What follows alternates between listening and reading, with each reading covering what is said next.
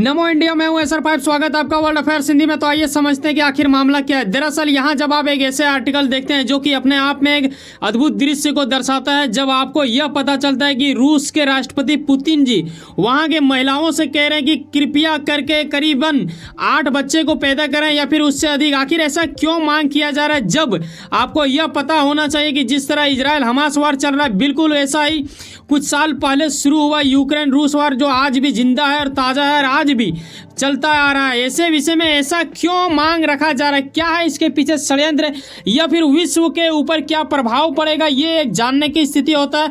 खास करके भारत क्या सोच रहा है इनके प्रति। और ऐसे में बताना चाहूँगा कि पुतिन का इन दिनों कई लोग मजाक भी बना रहे हैं। आखिर ऐसा क्यों हो रहा है, तो आओ स्टेप बाय स्टेप समझते हैं कि आखिर मामला कहाँ से क्या शुरू हुआ है। देखो, इस पर कोई शक नहीं कि बच्चे कहीं ना कहीं हमारे देश के लिए भविष्य होता है। ऐसा अक्सर आपने सुना होगा, ज़्यादातर देशों में ऐसा कुछ किया जाता है। लेकिन हम आपको पुतिन के बारे बेहतर तरीके से बताऊं, उससे पहले कुछ ऐसे देशों के बारे भी बता देना चाहूँगा ताकि आपको लगे कि भाई साहब ऐसा एक अनोखा चीज़ नहीं है, वर्षों पहले भी ऐसा कुछ किया गया है। आपको पता होगा वर्ल्ड वार 1 वर्ल्ड वार 2 जब हिटलर का बात आता है, दरअसल हिटलर 1938 में अपने जर्मन महिलाओं से ये कहते हुए देखा गया है और पाया गया है, कई सारे आर्टिकल भी आपको मिल जाएंगे उनके प्रति, जब वो जर्मन महिलाओं से कहते हैं कि आप लोग करीबन 10 से अधिक बच्चों का उत्पन्न करें तभी जाके ऐसा कुछ ताकत मिलेगा। और ऐसे में आपको पता है कि वर्ल्ड वार 2 में उन्होंने कैसे तबाही मचाया था। ये पहली बात होते ही आपके मन में जहन में जरूर ये आ जाता होगा कि सर इसका मतलब तो क्या डिफेंस पावर बढ़ता है क्या आबादी होने से। और अगर ऐसा ही है तो हाल ही में जो हम समझेंगे, अभी फिलहाल हमारे माइंड में एग्जांपल क्या आएगा, इजराइल हमास वार आएगा। तो इजराइल की आबादी तो मतलब इतू सा है, 1 करोड़ की आबादी है, तो फिर ये लोग कैसे डील कर लेते हैं, ये लोग कैसे इतना पावरफुल माने जा रहे हैं। तो ऐसे में रसिया जिसके पास अच्छा खासा आबादी है, फिर भी ये क्यों नहीं कर पा रहे हैं, कितना आबादी है, क्या हो रहा है रसिया के पीछे, ये वीडियो के अंत में समझ जाओगे। लेकिन पहली बात, ये प्रश्न जरूर आपके मन में आ ही गया होगा, जो कि वीडियो अंत होते होते आपको समझ में आ जाएगा। दरअसल ये सिर्फ डिफेंस के जुड़े मामला नहीं है। रसिया का अगर आप क्षेत्रफल के एरिया में देखो तो विश्व में भाई साहब मैप में सबसे जल्दी अगर नज़र आपको किसी पे देश पे जाएगा तो वो है रसिया, ठीक है, क्योंकि इसका इलाका एक भव्य इलाका माना जाता है।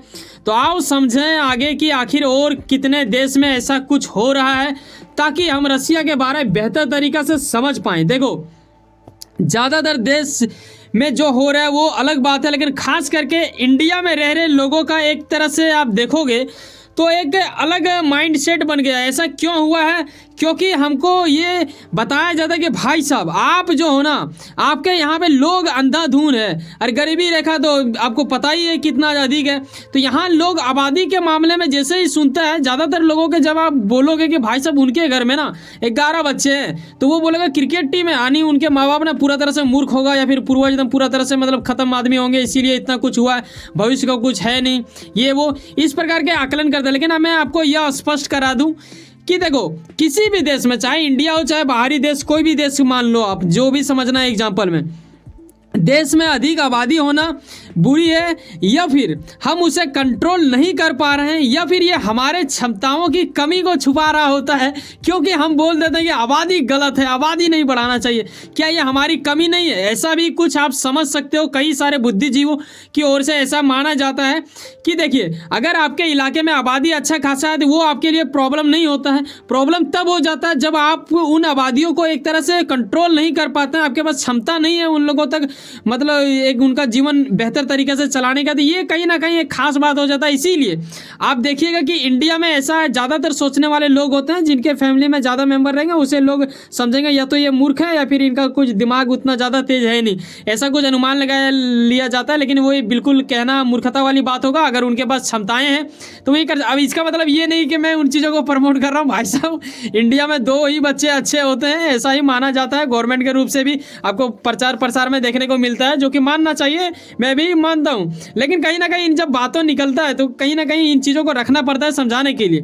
यहाँ ये अभी हमें स्पष्ट कराओ कि आज जो भारत काफ़ी तेज़ी रफ्तार से पकड़ रहा है, तेज़ी गति से बढ़ता जा रहा है, चाहे जीडीपी के मामले में करें या फिर हमारे दूसरे चीज़ों के मामले में, तो देश में और अलग महत्वपूर्ण बातें होंगी जिनकी वजह से हमें ये मिल रहा है। लेकिन कहीं ना कहीं एक पावर, ऐसा पावर जिसे अब यूथ पावर के नाम से जानते हो ना, ये बड़ा मायने रखता है। इसमें आप पूर्वजों को क्रेडिट दे सकते हो, क्योंकि आज इंडिया में 2 बच्चे को हम लोग ये कर रहे हैं, ठीक है, लेकिन उससे पहले आपको पता होना चाहिए कि बच्चे की यहाँ जनसंख्या ठीक ठाक रहता था। इसमें जैसे देखो हो ये रहा ना कि आजकल मेडिकल क्षेत्र में काफ़ी बड़ा एक तरह से तबाही ले आया गया है, जिस वजह से कहीं ना कहीं बच्चे को नियंत्रण कर लेता है। उस वक्त उतना नहीं होता था व्यवस्था, तो उस वजह से भी कुछ आबादी बढ़ा और कहीं ना कहीं हमारे पास यूथ पावर ज़्यादा है, तभी हम 142 करोड़ हो चुके हैं देश में, ठीक है, जो कि कहीं ना कहीं हमें फ़ायदा भी दिलाता है, कुछ चीज़ों में झटका भी दिलाता है। लेकिन अगर आप नियंत्रण कर लेते हैं, अपने पास क्षमताएँ बढ़ा लेते हैं, तो वो झटका वाली बात नहीं होता है। एक तरह से आप उसमें भी काफ़ी ज़्यादा फायदे कर सकते हो और तभी जाके आपको ये समझ में आएगा।